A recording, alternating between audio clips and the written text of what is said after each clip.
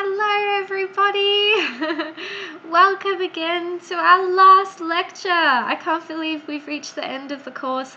Thank you so much for joining us for the whole time. Thank you. We've had a really great time, getting to chat with you guys, getting to connect with you guys.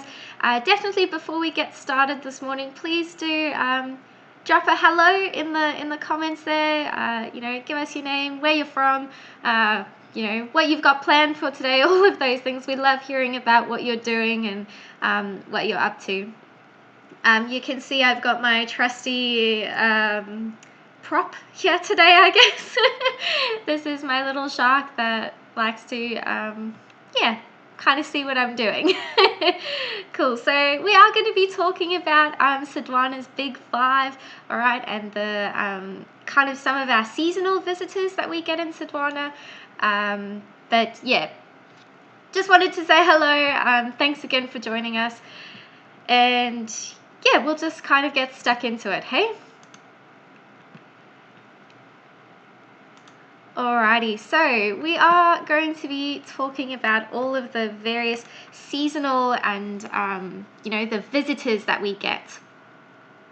So, like we guessed in the comments, our Big Five, the Sodwana Big Five, includes turtles, dolphins, sharks, manta rays, and whales. Okay, now we get some of these are actually seasonal. So, things like your whale sharks, they visit us between December and February. Okay, your humpback whales are more in the winter season, so June to October. Our raggies again are in those nice warmer months, so again December to February. That is when we are visited by our raggies or ragged-toothed sharks. And then, of course, we have leatherback and loggerhead turtles that love nesting on our beautiful beaches, again, in those warmer months. So, again, December to February. So, we'll talk about turtles first. Everybody loves turtles. We have 5 species that are common in South Africa. We've got the green, the hawksbill, the loggerhead, olive ridley, and the leatherback. The nesting season in Sodwana for leatherback and loggerhead turtles is between October and February. And this is because they follow the warm water and the jellyfish blooms, because jellyfish is, of course, a huge part of their diet. Now, after mating, when the females are ready to lay their eggs, they return to the same beach which they themselves were hatched on. At high tide, the female turtles will drag themselves onto the shore. They'll dig a body pit and they'll lay about 100 to 120 eggs. Right. We'll just kind of leave that to play while I talk. After 2 months of incubation at night, the eggs will hatch. And the baby turtles, which we call hatchlings, will dash down to the water and begin their lives in the ocean. Now, the temperature of the nest actually dictates the ratio of males to females that emerge. Warmer nests produce more females, while cooler nests produce more males.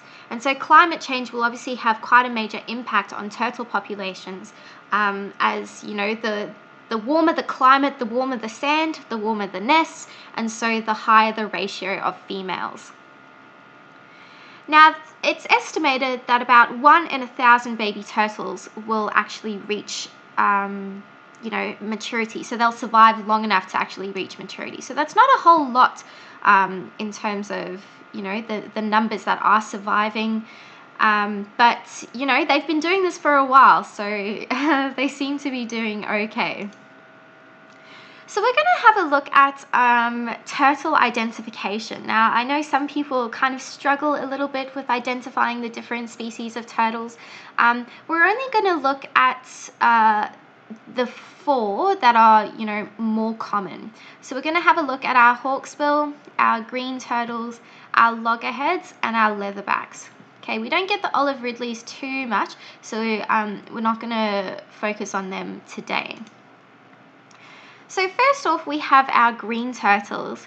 Now, to identify a green turtle, you want to have a look at its head. So the head is more rounded, okay? So they've got a rounded head and snout, and they've got these really lovely, smooth, rounded shells. Another thing to look for is they have actually got two scutes in between the eyes. So you can see there's one scute or plate here and one here. Okay, so they've got two in front of the eyes. Now you're probably asking me, why are they called a green turtle? Because they look pretty brown to me. Okay, and you're right. So in coloration on the outside, they are brown, but they are actually called green turtles because they eat seagrass and seaweeds and that kind of thing. And they eat so much of it, in fact, that it actually stains their fatty tissues green. So if you had to do like a dissection on a green turtle, you would find it would be quite green on the inside. So that is why they are called green turtles. Now, as hatchlings, they actually feed mainly on jellyfish, fish eggs, and other pelagic invertebrates. But yes, as adults, they switch to a diet predominantly consisting of seagrass. Next, we have our hawksbill turtles. To identify a hawksbill turtle, again, you want to have a look at the, the face. Okay, so we can see they've got quite a beak-like snout. Okay, so again, think hawksbill, sounds a bit like the bird. Okay, so they definitely do have that beak-like snout.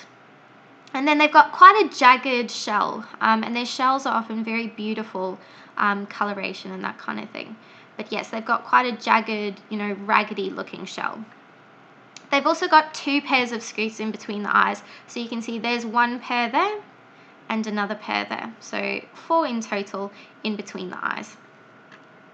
Hawksbill turtles feed predominantly on sponges. It actually makes up 70 to 95% of its diet. And in Sodwana, we often find hawksbill turtles on our reef munching on sponges and soft corals and that kind of thing. They feed quite selectively on certain species of sponge, and they often, if they are feeding on jellyfish, they'll actually close their eyes, okay, so that, those stinging cells don't damage their eyes at all. Next, we have our loggerhead turtles.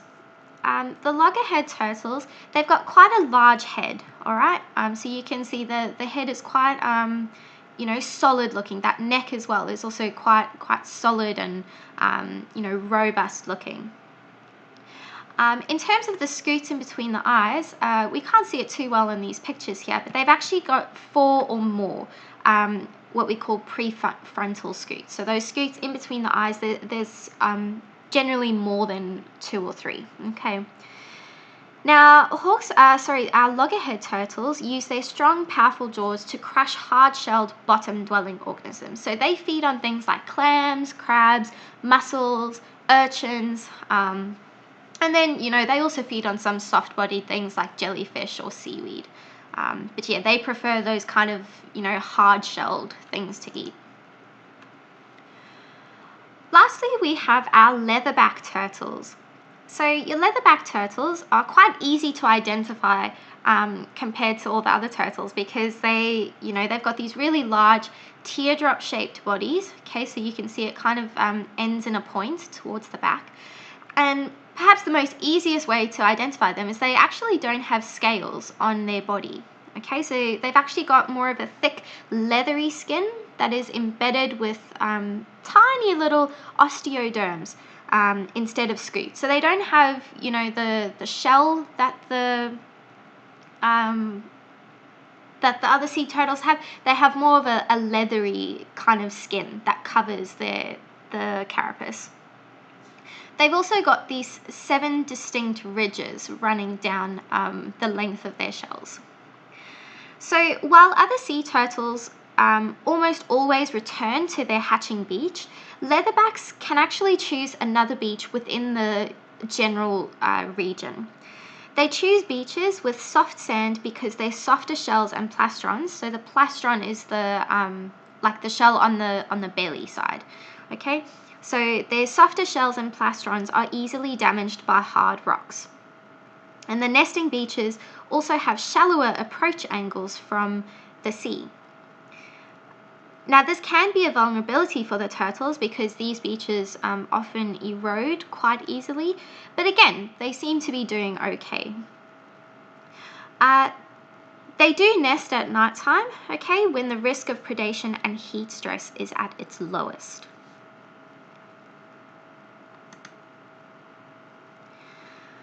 All right, bottlenose dolphins. Again, another one, that we love seeing. And yes, we are quite lucky in Sodwana. It's quite common for us to encounter bottlenose dolphins, particularly when we are going out to some of our further reefs. So thinking of, 5 mile, 7 mile and 9 mile reefs, all those beautiful sites out there. The boat ride is a little bit longer, so, you've got a little bit more chance of seeing these beautiful creatures. So we get 2 species of dolphin commonly found in Sodwana. We've got the Indo-Pacific bottlenose dolphin and then the spinner dolphin. So here we're going to talk about the bottlenose dolphin. There's actually 3 species of bottlenose dolphin. You've got the common bottlenose, the Indo-Pacific bottlenose, and the Buranan dolphin. Now, the Indo-Pacific dolphins grow to about 2.6 meters long, and they can weigh up to 230 kilos. And they're actually generally smaller than the other species of bottlenose dolphin. They can live for more than 40 years, but very rarely do they live past 60. Now, these guys can jump up into the air 6 meters. Okay, so they can jump 6 meters up into the air, and they can remain underwater submerged for up to 20 minutes. So remember, your bottlenose dolphins are mammals, so they do need to come up to the surface to breathe, okay, but they can actually spend quite a bit of time underwater. Now, dolphins continue to breathe while they are half asleep. Okay, so one half of the brain remains active while the other half kind of shuts down. So the active part of the brain will be handling the surfacing and the breathing behaviors. And this sleep cycle lasts up to 8 hours per day. And it's split into, little periods of just a few minutes at a time, even up to hours. And of course, we do know this from, our own experiences that these bottlenose dolphins do show quite a lot of curiosity towards humans. So often, they do like to come and see what we're doing. Sometimes we're lucky enough that we do get them on scuba. And then, of course, it's always very, very lucky when we do. Next, we are going to talk about our spinner dolphins. So these are, again, a smaller dolphin. They've got quite a slim build. They're only about 2 meters long, only up to, less than 80 kilos. Okay, these guys feed on small pelagic fish, squid, and shrimps. They can dive quite deep, so they can dive up to 300 meters when they are hunting. Gestation period, so the pregnancy for spinner dolphins lasts about 10 months, okay? And then the calves are, they are looked after for about 1 to 2 years. Now, spinner dolphins are very famous for their acrobatics and aerial behaviors. So I'm going to show a little video that kind of goes into that a little bit more. Have you ever seen a dolphin that jumps like this?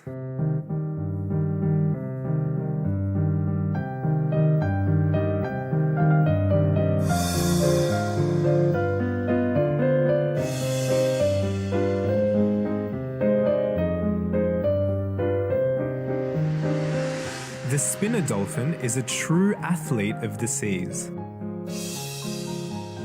Found all over the world in huge pods of up to 200, these dolphins have been known to gather in superpods of more than 1,000 and megapods of over 3,000. But why do they spin? Well, there are a few theories.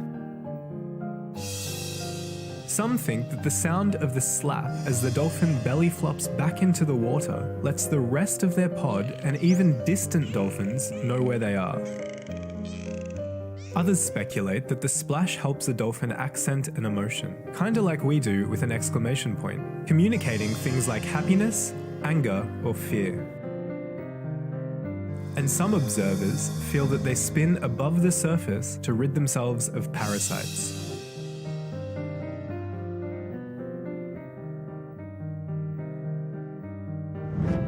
Although no one's 100% sure why they do it, the spinner dolphin is surely one of the most incredible animals on Earth.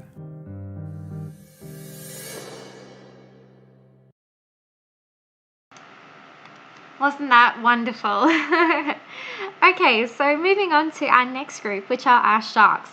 I know personally, sharks are definitely my absolute favorite. I'm really fascinated by sharks. I love these creatures. They're so diverse, they're so interesting. So yeah, definitely these are my favorites to see. And again, we're quite lucky in Sodwana. We do have quite a diversity of shark species that we get to see here. So sharks, their bodies are made of, their skeletons are made of cartilage. So that cartilage is flexible and durable, and it's about half the density of bone. So this reduces the weight of the skeleton, and it actually saves energy for the animal. Sharks also have a covering of dermal denticles that protects their skin from damage and parasites, in addition to improving their fluid dynamics. So here's a close-up of those dermal denticles. They basically like little teeth that are all, backwards facing. They all face the same way, and that's what gives the sharks that really, amazing, fluid dynamic. Okay, so some sharks have what is known as a nictitating membrane that protects the eye when the shark is hunting or being attacked. The ampullae of Lorenzini are the hundreds to thousands of jelly-filled pores that cover a shark's snout, aiding the shark in detecting the electromagnetic fields produced by their prey. Again, I did post a really cool video of that ampullae of Lorenzini on the related materials section, so do go check that out if you haven't seen it yet. In terms of reproduction, sharks are they're quite diverse. They're quite a big group, very diverse in their shapes, forms, and functions. And so, of course, their choice of reproduction is it varies as well. So we get some sharks that are oviparous, which means that they lay fertilized eggs in the water, often with a leathery egg case that protects the developing embryo. So, for example, this picture over here. So things like your leopard sharks will be using this kind of reproductive method. Then we've also got viviparity. So viviparity is actually giving live birth. So in sharks, this can be with or without a placenta. Now the babies are born fully formed and self-sufficient. So these are things like your hammerhead sharks, your bull sharks. They are the species that give live birth. And then we've got one that's kind of a mix between the two. So this one is ovoviviparity. Now this is when there are eggs, but the eggs actually hatch within the mother's body. And so the embryos are nourished by egg yolk and fluids. The young are born alive and fully functional. In some cases, so for example, our ragged-toothed sharks, they are what we call ovoviviparous. The pups within the womb may actually consume their neighboring embryos. So that's called intrauterine cannibalism, and we'll talk a little bit more about that in a second, okay? Now, shark teeth are actually embedded in the gums rather than directly affixed to the jaw, and so they are constantly replaced throughout life. Multiple rows of replacement teeth grow in a groove on the inside of the jaw, and they steadily move forward in comparison to a conveyor belt. Okay, so here's our example of that here. We can see those rows and rows of lovely shark teeth there. Some sharks lose up to 30,000 teeth or more in their lifetime. The rate of tooth replacement varies from once every 8 to 10 days to several months. In most species, teeth are replaced one at a time as opposed to the whole replacement of, the whole row. So basically, sharks have the best dental plan in the world. Now, the tooth shape depends on the shark's diet. those that feed on mollusks and crustaceans will have dense and flattened teeth used for crushing, while those that feed on fish will have more needle-like teeth for gripping. And then you've got those species that actually feed on larger prey like mammals, and so they'll have pointed lower teeth for gripping and triangular upper teeth with serrated edges for cutting. So, and then of course you've got the teeth of the plankton feeders like the basking shark that are quite small and actually, non-functional. So like other fish, sharks do extract oxygen from seawater as it passes over their gills. While the shark is moving, water passes through the mouth and over the gills in a process known as ram ventilation. While at rest, most sharks pump water over their gills to ensure a constant supply of oxygenated water. And then you've got some sharks that actually have a modified gill slit called a spiracle just behind the eye, which assists the shark with taking in water during respiration. So, looking at our first shark, so the white-tip reef shark. These are quite common in Sodwana, okay? They are easily recognized by a slender body. They've got quite a short and broad head, so it's quite wide, but it's a bit flat this way, if that makes sense. They've also got these little skin flaps near the nostrils, and then quite obviously they've got these little white-tipped dorsal and caudal fins. Okay. Now we often see them resting in caves. So during the day they spend most of their time resting inside caves. For example, our little shark cave on Pinnacles. Okay. Unlike other sharks, other requiem sharks which rely on ram ventilation and must constantly swim to breathe, this shark can pump water over its gills and lie on the bottom. So they call that buccal breathing. So basically it'll just lie down and it'll open and close its mouth and suck in that water to push it over the gills. Now, their elongated bodies and flattened heads allow them to force their way into crevices and holes to extract hidden prey. So they are quite good at hunting on reefs. Next up, we have our leopard sharks. Now, leopard sharks are also known as zebra sharks in other parts of the world because of the coloration of the baby. So you can see here they've got that as babies, as juveniles, they've got these black and white coloration that looks a bit like zebra stripes. So often in other places of the world, these are called zebra sharks. But here in Sodwana, here in South Africa, we do call them leopard sharks, so we're going to stick with that name. So, like I said, the juveniles have this black and white striped coloration. The stripes of the juveniles may have an anti-predator function, making each individual in a group harder to target. The leopard shark is, characterized by quite a cylindrical body, a large head, a short, blunt snout.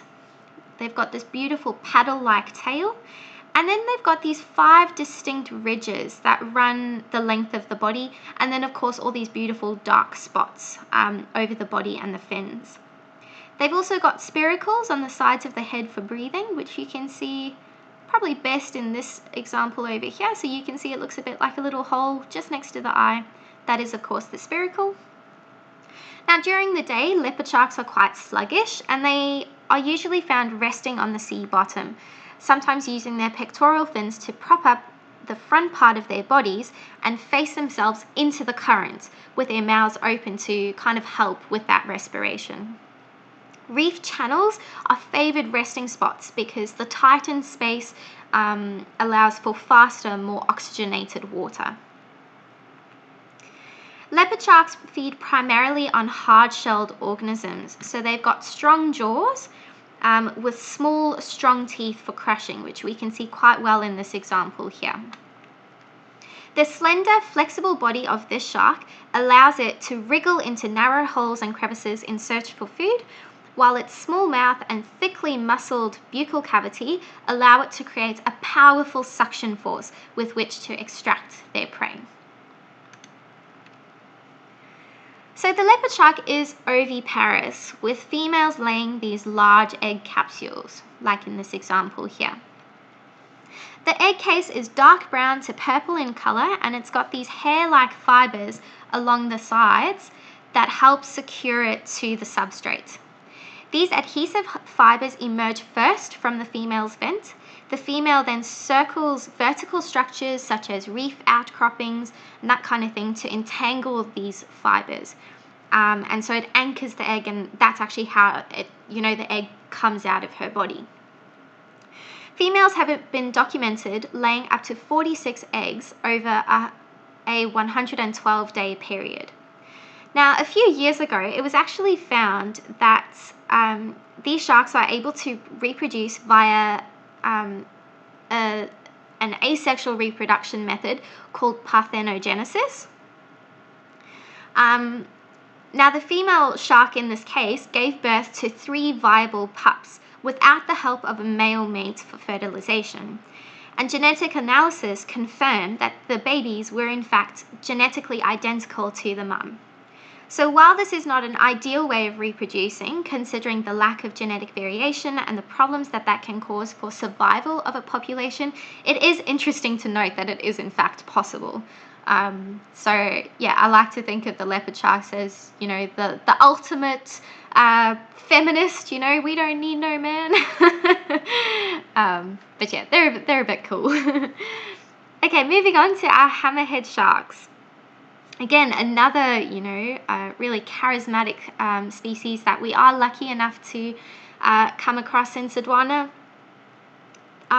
They're, quite easy to identify because of that distinct head shape. Now, that head is actually termed the cephalofoil. Now, there are different potential reasons for the cephalofoil, and the main idea is actually for better sensory abilities.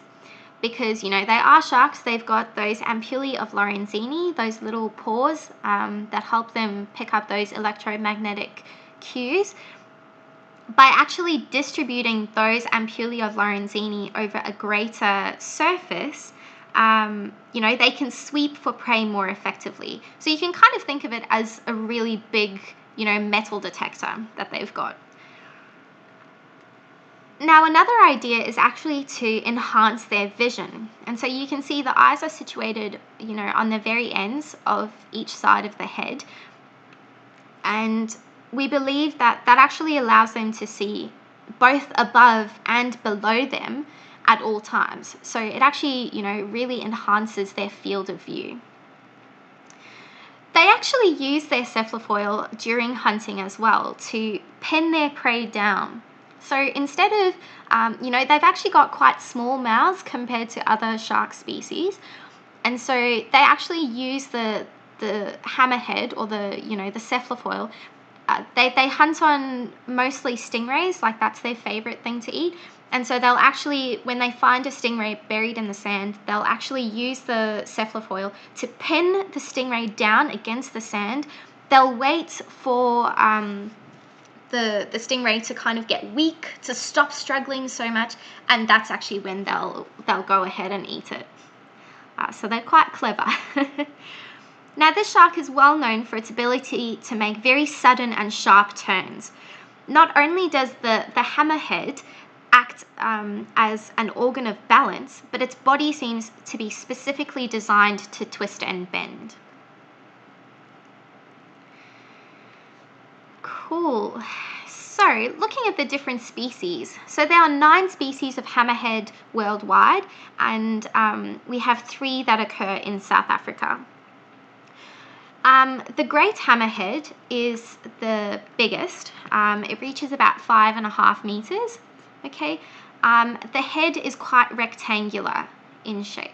Okay, so this is our great hammerhead here. It's quite rectangular in shape, and then it's got the front center. The front of the hammerhead is notched right in the middle. So you can see there's like a little indentation here, and it's right in the middle of the head. Your great hammerheads are also characterized by a very tall, prominent dorsal fin. Your scalloped hammerhead, this example over here, the front edge of the head is quite scalloped in appearance. So you can see there's multiple indentations. So you've got one here, one here, one in the middle, again one here, and then one on this side as well. Okay, so we can see it's got quite a, I guess cloud-like shape, for lack of a better word. They can reach up to about 4 meters in length, and the dorsal fin on the scalloped hammerhead is less prominent than that of the great hammerhead. Okay, so it's not quite as tall. Then we've got our smooth hammerhead down at the bottom here. So the smooth hammerhead, the front edge of the head lacks that central indentation of the great and scalloped hammerheads, and the head, as you can see, actually arches outwards slightly. So it doesn't indent in the middle here, it actually comes outwards. They can also reach up to about 4 meters in length, and again, their dorsal fin is less prominent than the great hammerheads, but it's also more rounded than the scalloped hammerheads. So that's how you can tell the difference between those 3 species. Next, I think this is probably one of everybody's favorites, particularly if you have had the experience of actually, seeing them underwater and diving with them in Sodwana. We are lucky they do come and visit us quite regularly, which is great. So the ragged-toothed shark is quite easily identified by its pointy head. It's got quite a conical snout. It's got a very stout, bulky body, and the mouth extends past the eyes, which you can see quite well in this example here.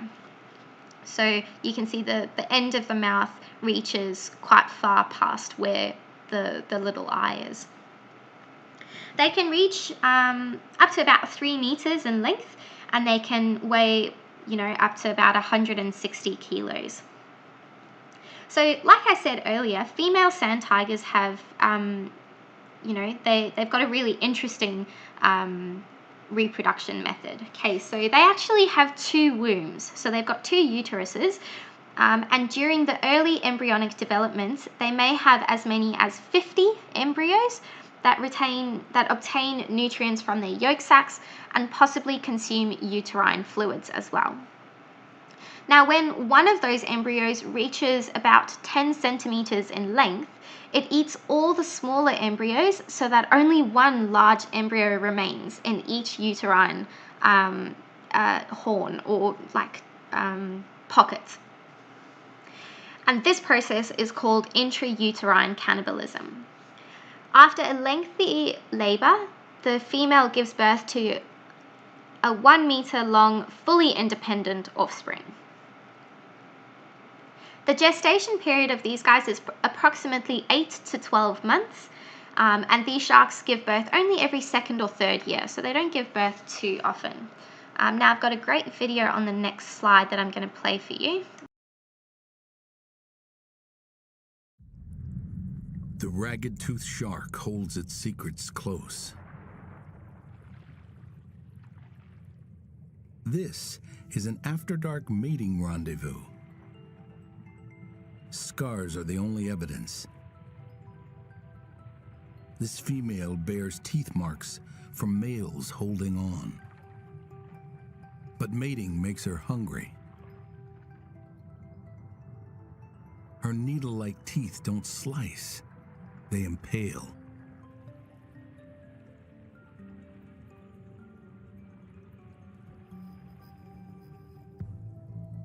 Her eyes are tiny, so she relies on her electromagnetic sense to find food.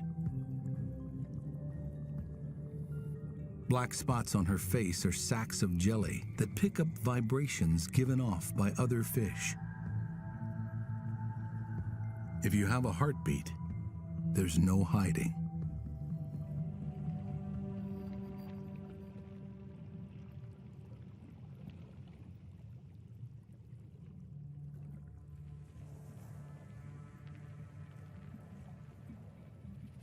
Flatfish, like sole and flounder, are practically invisible. But she's an expert at finding them.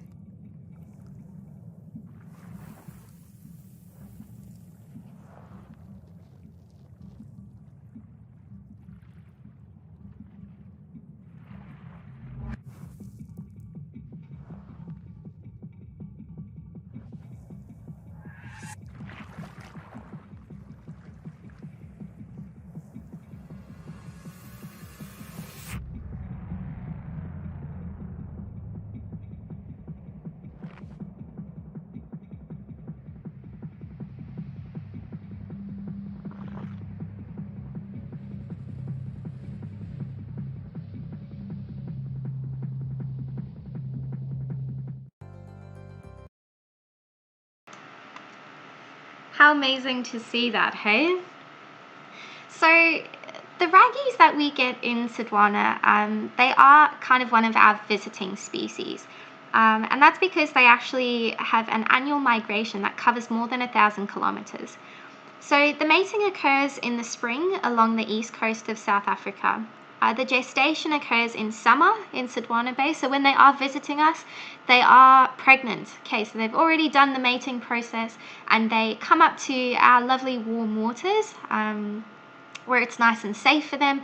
And basically, they just kind of hang around our reefs, swim around nice and slowly, and they just let those babies develop in their bodies. When it's time to give birth, they travel down south, and yeah, they give birth, down south of the coastline. So yeah, in the October, November, December kind of areas, they congregate to mate on the reefs in the northern Eastern Cape and southern KwaZulu-Natal waters. The pregnant females then travel north, as far as southern Mozambique to gestate or to, complete their pregnancy period. And then after about 9 to 12 months up there, they then return to the Eastern Cape to then give birth. So I've got another little video here of a raggy that was taken in Sodwana. So this is one of our pregnant females that comes and visits us. Now, the thing about when the raggies are pregnant is they don't waste energy on hunting or anything like that. Okay, so they save all their energy to incubate their pups, to make sure their pups are born nice and strong and healthy. Now, because they do not hunt, you often see algae growing on their teeth. So definitely have a great close look in this video. I'll play it again in case you missed it. But as the shark comes up close, have a good look at its teeth and see if you can spot that algae. We really are very, very lucky that the raggies tend to come this close to us. Okay, this is not uncommon for the raggies to do this. We get this quite often, and it really is a very a humbling experience, I will say, when you've got this really very, very pregnant, very large female with, large teeth coming at you like that. But they do seem quite docile, which is really cool. Next, we have another, classic favorite species. This is definitely one of those charismatic megafaunas that everybody likes to see. Of course, the whale shark is the world's largest living fish. They can grow up to 20 meters long and weigh up to 3 to 4 tons. They've got these beautiful gill slits that they filter the water through. They feed on zooplankton, squid, and smaller fish. Okay. Now, we don't see them too often in Sodwana, at least not as often as we used to, but we do still, they do still come around every now and then. Okay. Now, there's a bit of a myth that they were being actively hunted in, northern, up the coastline. Which has led to, some population declines. But these population declines are actually happening, all over the world. So in those areas, they're not actively targeted, but they might get incidentally caught through bycatch. And it's also likely that there's a number of other factors contributing to the lower numbers of the migratory individuals that do travel towards us. And some of them are quite hard for us to actually pinpoint. So things like regional oceanography may have changed. This may change the water temperatures or, food availability, that kind of thing. So it's a little bit difficult to, pinpoint. But again, I've got another great video about whale sharks on the next slide.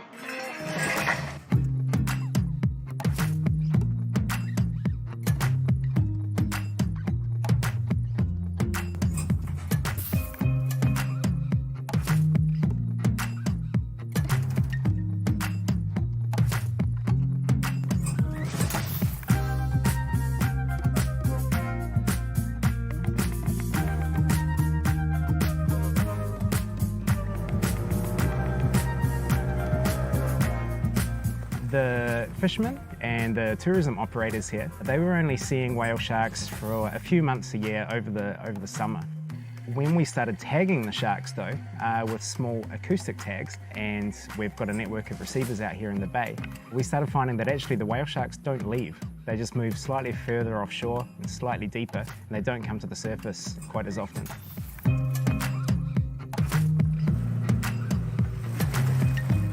One of my jobs while I'm here in Mafia is to take tissue biopsies of the whale sharks. Usually those bits of tissues are less than 1 gram, so it's a very small amount, and the sharks very, very rarely react. Some of the things that the tissue samples can tell us about is that they can actually give us an idea of the location of the sharks and where they spend most of their time. For example, the profiles from the fatty acid analysis have shown that although the sharks do mostly feed on the shrimp here, they also have other diet preferences out in deeper water and at night. So we can actually use it to show that the sharks often stay in an area such as Mafia. And we can prove that biochemically.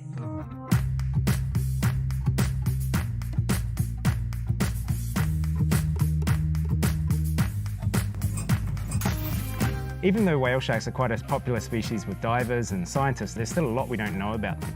And some of the stuff we don't know is really fundamental. We don't know how old they are when they become adults. We don't know how old they get. Here, we can get to know individuals, so we can learn a lot about what whale sharks are doing over their lifespan. It's pretty crazy in that the whale sharks here often look like a mobile ecosystem. There's loads of other species of fish that are feeding on the same stuff. They'll often associate with the whale shark, so you'll get this huge cloud of fish biomass just moving around, often almost completely blocking the shark from view.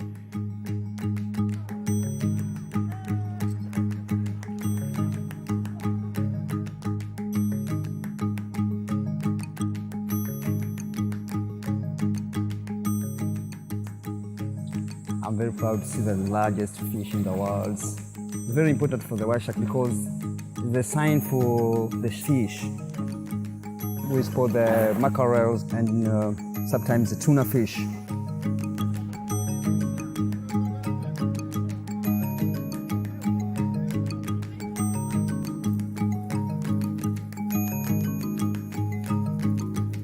The issues are likely to be if the fishermen accidentally get the whale shark in the net, and it can be quite difficult and quite dangerous to free such a large animal.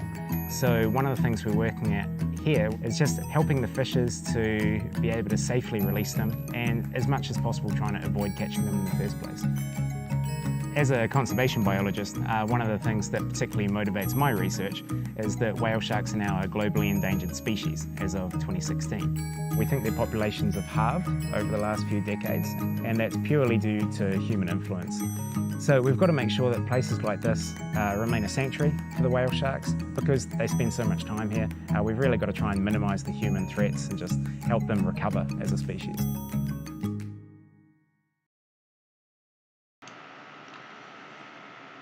So next we have our manta rays, another fan favourite. And yeah, the manta rays, we do see them quite often in Sodwana as well. We're quite lucky. Yeah, Sodwana is a really unique place to dive in the world. It's really great. But yeah, we do get mantas as well. Now, of course, the manta rays are characterised by those triangular, triangular pectoral fins. They've got these gill slits on the underside of the belly.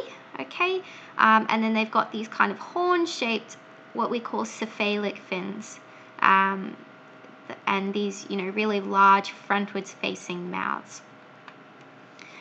They've got quite a dark coloration on top and a pale underside with these dark splotches that are actually used for individual identification. So they can use it, so scientists almost use it like a fingerprint to identify each individual manta, which is really cool. Now there's 2 species. The largest species is the oceanic, okay? The oceanic manta reaches about 7 meters in width, while the smaller reef manta reaches about 5.5 meters. Now your manta rays are in the group or the family of eagle rays as well. And we do get eagle rays in Sodwana. Yeah, we see them fairly often. Now both species of manta ray are pelagic, okay? The oceanic mantas migrate across open oceans either in groups or on their own, while the reef mantas tend to be a bit more resident and coastal. So they can migrate, but yeah, they tend to kind of stick more towards the coastline. Now recently, just a few months ago, there was actually a pink manta ray found in Australia, which I just thought was really interesting. Okay, researchers believe that this pink coloration is actually a genetic condition that causes animals to have quite a high amount of red pigment on their bodies, which is really cool. Okay, looking at identifying between the oceanic manta and the reef manta. So our oceanic mantas, it's definitely the larger of the two species, all right? It's got a 7-meter long disc width. Their mouths are characterized by quite a dark area, okay? So you can see the mouth is often black. They've got these white shoulder patches over here, where you can see the front edge of this patch is actually parallel to the mouth, if that makes sense. So you can see it's quite straight, and then the mouth is, just over there as well. They've also got this grey, quite a wide grey margin on the underside. So on the belly, you can see quite a grey margin over here. They don't have any black spots that occur in between the gills. Okay, so if you see any black spots in this area here, like in between these two rows of gills, it's not an oceanic manta, it'll be a reef manta. But yeah, the oceanic mantas, definitely you can have spots kind of in this area here. Looking at the shoulder patches again, they are quite distinct in that they've got these kind of backwards facing hooks. Okay, now those backwards facing hooks on the outer edges, it's not always super obvious, but yeah, that is the main kind of, I guess that's one of those key distinguishing characteristics.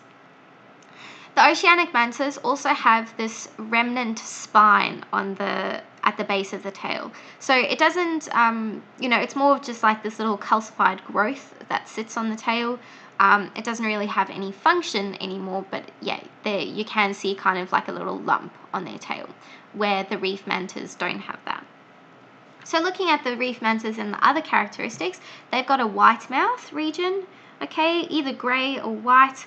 You'll see the underside, the belly, is usually predominantly white, so you don't have that thick grey margin like you do in the oceanic manta.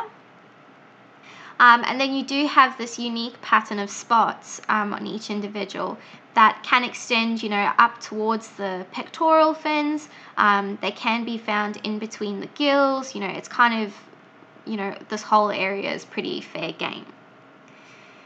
Now the shoulder patches may be absent or quite faint, or it might be quite obvious, like in this example here. Okay, and if it is quite obvious, you'll see that the hooks face inwards. Okay, so we can see the hooks on the shoulder patches are facing the mouth, where on our oceanic manta, the hooks face, the back end of the animal. White markings like this, these kind of markings here on the pectoral fins, that's quite common in your reef manta as well. And again, they do not have that remnant spine on the base of the tail.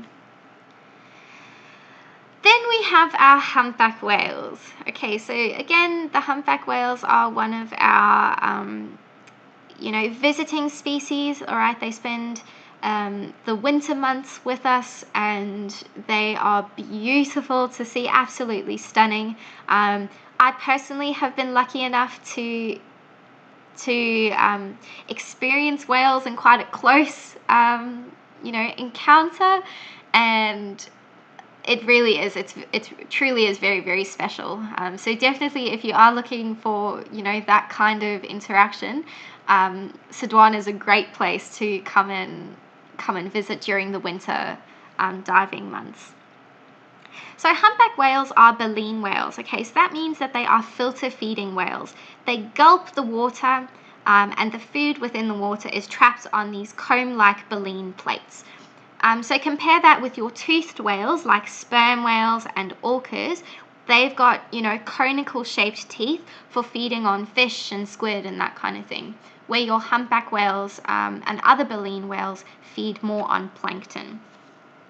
So the humpbacks feed primarily in the summertime, and they live off fat reserves during the winter. They feed only rarely and opportunistically in their wintering waters. The humpback is an energetic hunter.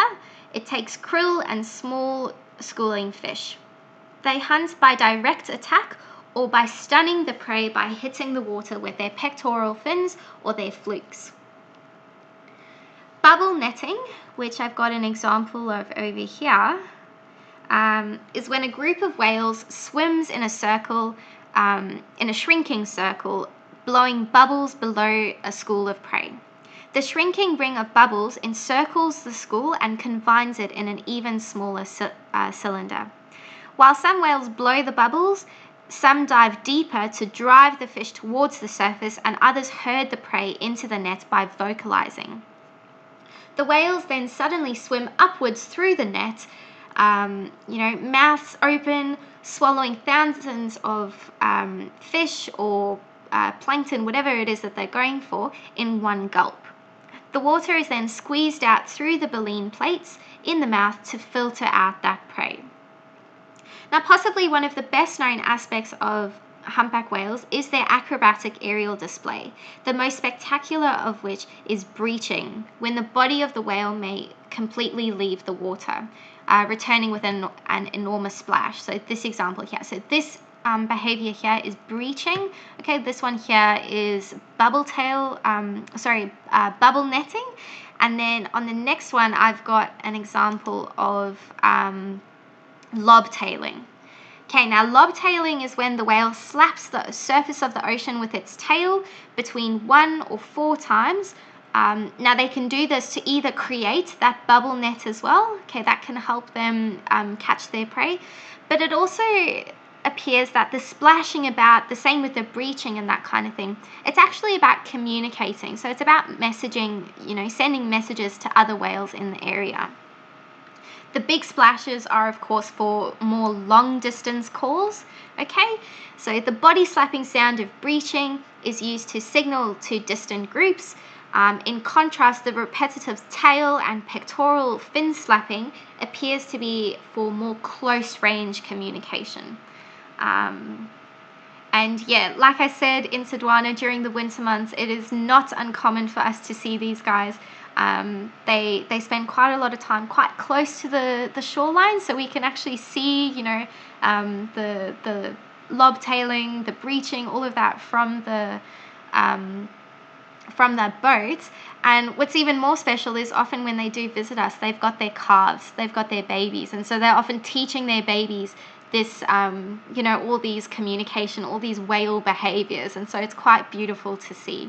Again, I've got another little video here. For hours at a time, this mother remains almost motionless as her daughter suckles some of the richest milk of any mammal.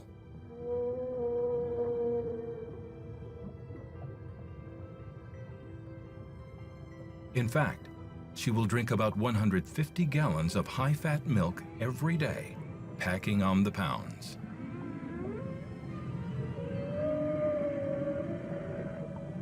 Even though her mother weighs around 40 tons, she demonstrates a tenderness with her calf that belies her enormous power.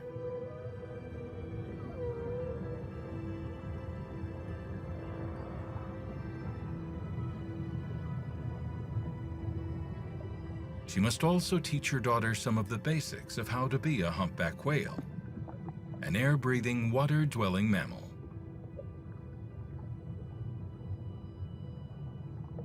Even though this youngster is growing at around 55 pounds a day, one of her first important lessons is controlling buoyancy.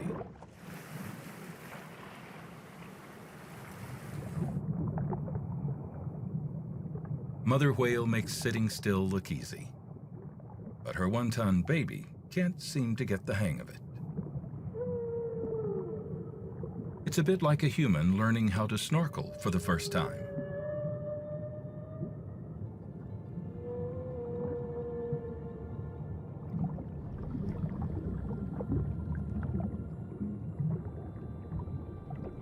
Eventually, she figures out that she can use her mother as a kind of giant weight belt, nestling beneath her until she needs to surface for air. Juvenile humpbacks must catch their breath every 3 or 4 minutes.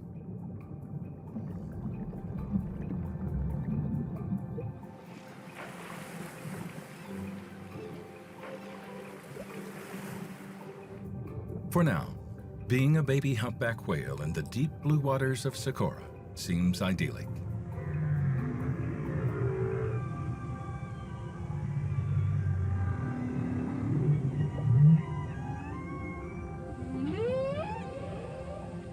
The lessons she's learning here could mean the difference between life and death when she makes the long and dangerous journey to the rich feeding grounds of the frozen Arctic Circle.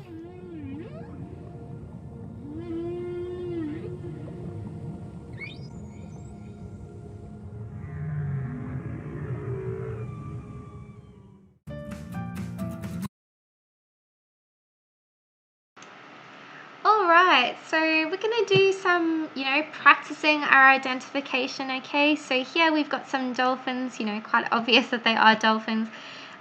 We want to be looking at that belly, okay? So we can see they've got these dark spots on a paler belly. So of course this is a bottlenose dolphin. Here we've got a turtle, alright, having a look at its face, it looks quite rounded, okay? So of course this is a green turtle. Okay, quite obvious, this is of course our beautiful whale shark. We can see those beautiful, quite classic whale shark patterning on the body up top there. Okay, here we can see we've got a shark, he's got quite a blunt snout. We can see that white tip over here quite easily, not too easily on the side, but it might just be the angle of the photo. So of course this is a white tip reef shark. Okay, another turtle, alright, we're not seeing any, scales or scutes on its shell, and we can see those distinct ridges that run down its carapace. So of course this is a leatherback turtle, and there it is nesting. Alright, here's one of our mantas, okay, quite easy to see, they've got those triangular pectoral fins. We've got the cephalic fins, sorry, losing my words. Okay, and we can see that these white shoulder patches don't seem to be, parallel with the mouth. So I'm going to say that this is, of course, a reef manta. Okay, here we've got another turtle. Okay, we can see it's got quite a pointed snout, kind of like a beak. So this is, of course, a hawksbill. One of our, beautiful, beautiful sharks that come and visit us quite regularly.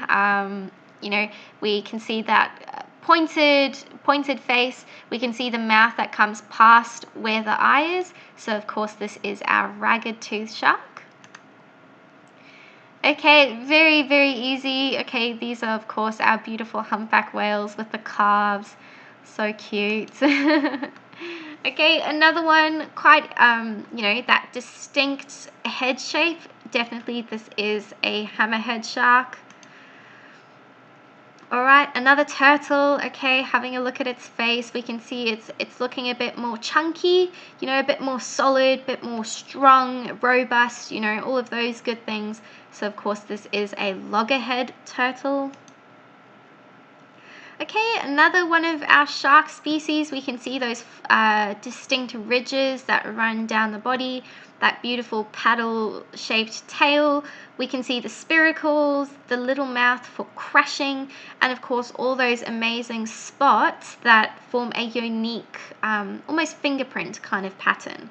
Okay, so of course this is our leopard shark. Alright, here's another dolphin. Okay, so important to note with these guys, we don't see any, dark spots on a pale belly.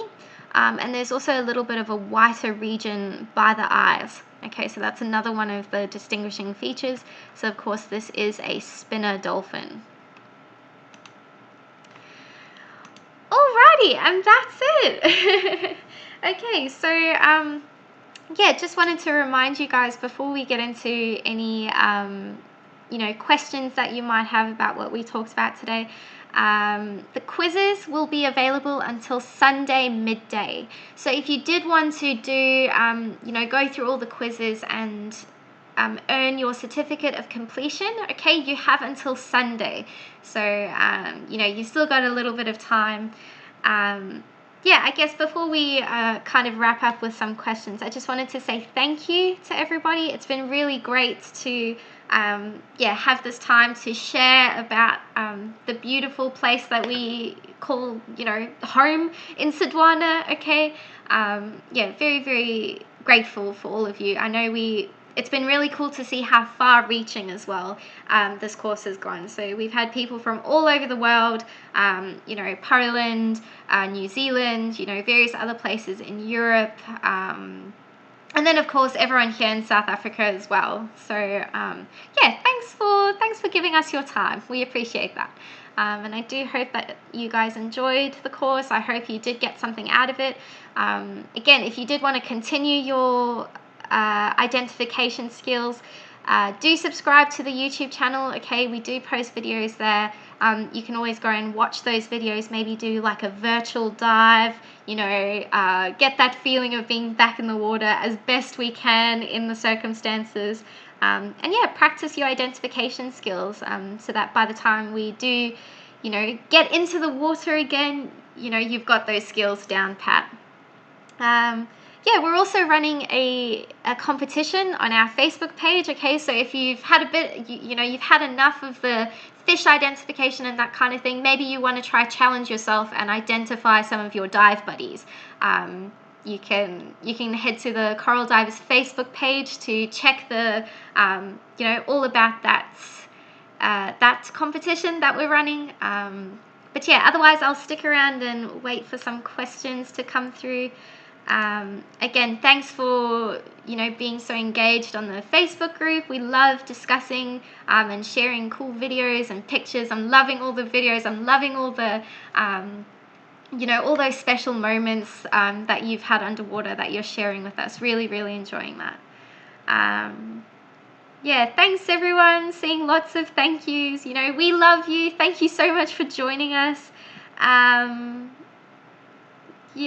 Not seeing. Oh, okay. What is the function of the manta ray cephalic fins? So as far as I know, it's got something to do with like channeling the water towards the mouth. So it kind of sits out like this in front of the big mouth. So it kind of like pushes the water in. I think that's what it is. I'll do some research, and if I'm wrong, I will post it on the Facebook page. Okay.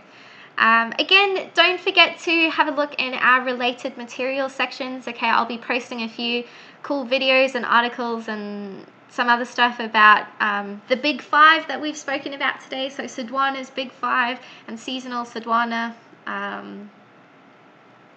Thanks again, everybody. If you don't have any other questions, I hope you all have a lovely day.